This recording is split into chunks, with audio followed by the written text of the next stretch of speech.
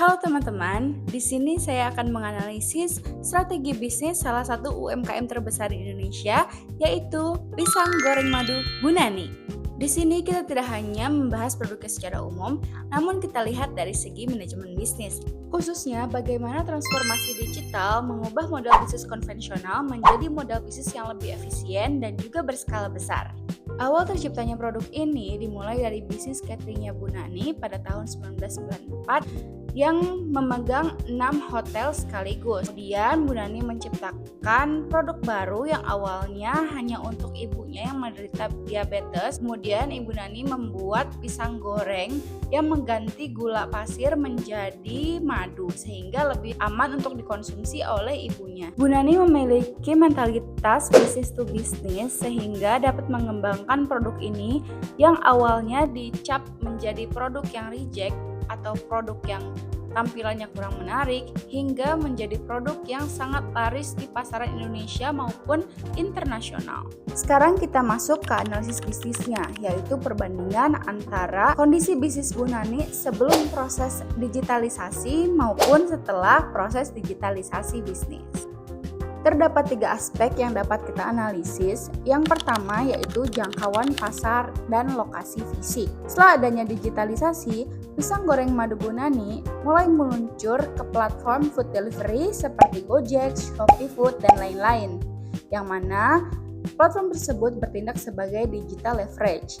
Jangkauan pasar langsung melonjak luas, mulai yang tadinya hanya di lokal saja dapat dikirimkan ke Jabodetabek bahkan tanpa membuka cabang fisik sekalipun. Dengan adanya inovasi frozen food, pisang goreng Bunani dapat dikirimkan ke seluruh wilayah Indonesia, bahkan dapat diekspor ke negara Jepang, Australia, dan juga Korea. Saat ini, pisang goreng madu Bunani hanya memiliki 1 toko fisik saja. Namun, penjualan secara digital sangat masif melalui platform food delivery dan juga Instagram. Bunani mempromosikan produk pisangnya melalui konten-konten di Instagramnya secara rapi dan menjelaskan produk-produknya. Saat ini, Bunani kurang lebih memiliki 150 karyawan yang bekerja setiap harinya, yang omsetnya diperkirakan ratusan hingga miliaran rupiah dalam 1 bulan. Yang kedua yaitu validasi pasar dan juga efisiensi modal. Sebelum digitalisasi, menguji produk baru memiliki resiko kerugian yang sangat tinggi. Saat pisang goreng madu pertama kali diluncurkan pada tahun 2007, produk ini sempat dinilai gagal karena tampilannya yang hitam pekat yang dikiranya gosong. Edukasi pasar berjalan sangat lambat karena hanya memanfaatkan promosi mulut ke mulut di sekitaran catering dan juga pengajian. Setelah digitalisasi, pemanfaatan fitur pre-order dan toko daring membuat proses validasi pasar menjadi jauh lebih efisien. Pelaku usaha bisa menguji respon konsumen terlebih dahulu sebelum memproduksi dalam jumlah besar.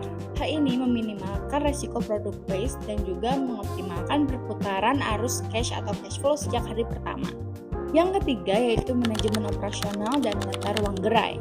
Sebelum proses digitalisasi, alur transaksi sangat sederhana, yaitu pengunjung datang, kemudian mereka mengantri, memesan, membayar, dan mereka membawa pulang produknya. Kapasitas dapur sangat disesuaikan berdasarkan rata-rata kunjungan fisik harian. Namun, setelah proses digitalisasi, lonjakan pesanan dari aplikasi online dapat berpotensi merusak antrian. Untuk mengatasinya, manajemen melakukan rekayasa tata ruang atau store layout system, yang mana area depan dikhususkan untuk melayani pembeli offline secara langsung, sedangkan di area belakang diubah menjadi pick up point untuk kurir Gojek online. Langkah ini berhasil memecah penumpukan antrian dan juga menjaga produktivitas dapur tetap stabil. Selain faktor digitalisasi, sebuah bisnis tidak hanya bisa bertahan lama tanpa adanya manajemen operasional internal yang kuat.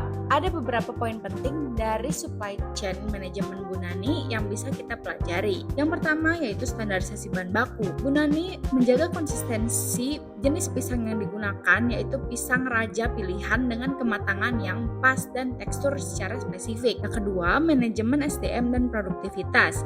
Proses kerja di dapur berjalan sangat padat, mulai dari jam 5 pagi hingga jam 6 sore. Untuk menghindari kejenuhan dan efisiensi kerja, manajemen menerapkan sistem rolling job atau perputaran tugas secara berkala antara bagian pengupas pisang dan juga bagian menggoreng pisang. Selanjutnya, agar kualitas kerenyahan pisang tetap terjaga saat pengiriman keluar kota ataupun keluar negeri, pisang diproduksi dalam kondisi 3/4 matang, lalu dibekukan. Kemasannya pun di-upgrade dengan kemasan premium yang berkiblat pada estetika retail di Jepang untuk meningkatkan nilai jual produk. Poin terakhir yang sangat menarik dari segi bisnis adalah bagaimana gerai Bunani bertindak sebagai agregator ekosistem UMKM. Toko fisik dimanfaatkan sebagai wadah konsolidasi bagi para pengrajin cemilan tradisional lokal yang kesulitan mendapatkan akses pasar. Dari sisi manajemen keuangan, Bunani menerapkan sistem yang sangat membantu likuiditas mitranya.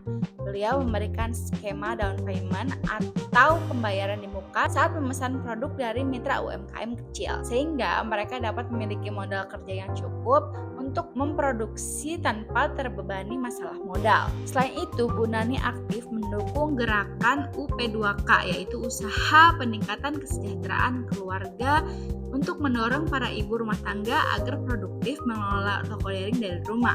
Strategi ini menciptakan shared value yang mana pertumbuhan bisnis utama ikut berdampak langsung pada kesejahteraan ekonomi komunitas di sekitarnya. Kesimpulan yang bisa kita ambil kali ini adalah digital leverage terbukti mampu memotong biaya operasional yang besar seperti sewa tempat strategis dan memperluas pasar secara instan. Yang kedua yaitu transformasi digital harus diimbangi dengan kesiapan operasional fisik.